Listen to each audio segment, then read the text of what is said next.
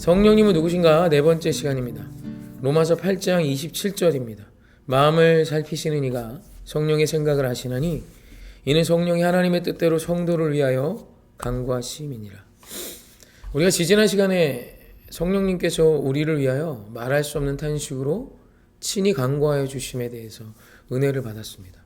오늘 27절은 그 간구하심의 내용이 무엇인지가 나와요. 성령이 하나님의 뜻대로 성도를 위하여 간구하신대요. 그러니까 성도가 하나님의 뜻대로 살아갈 수 있도록 성령께서 간구하여 주시는 거죠. 그렇다면 하나님의 뜻이 무엇일까요?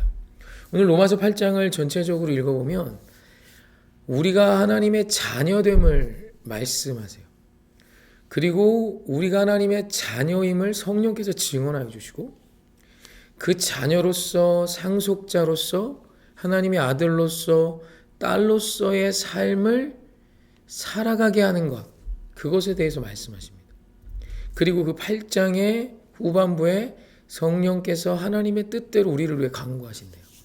그러니까 결국 하나님의 뜻은 우리가 하나님의 자녀된 것을 기억하고 하나님의 자녀답게 살아가는 삶을 원하시는 것이죠.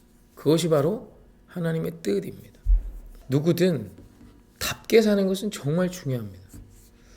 한 가정의 가장이 아버지가 아버지답게, 한 여자의 남편답게, 아내답게, 학생이 학생답게, 어떤 기업의 직원이 그 기업의 직원답게 사는 건 굉장히 중요해요.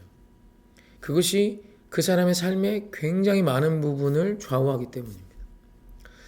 사실 인생을 살면서 문제가 되는 것이 답지 못하게 살기 때문이죠.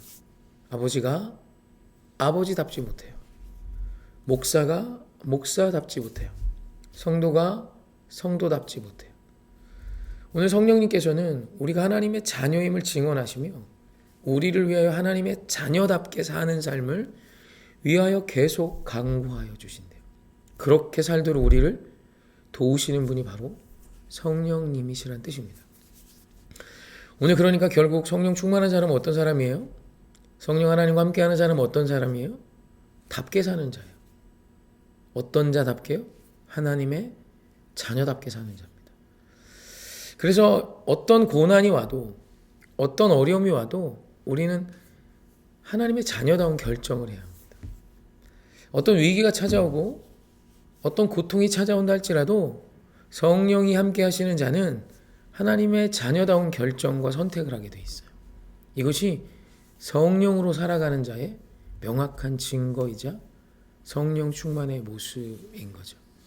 사랑하는 성도님, 오늘 저와 여러분 모두는 주의 자녀이고 이 성령 하나님께서 주의 자녀임을 증언하시면서 동시에 오늘 우리가 주의 자녀답게 살기를 기다리고 계십니다.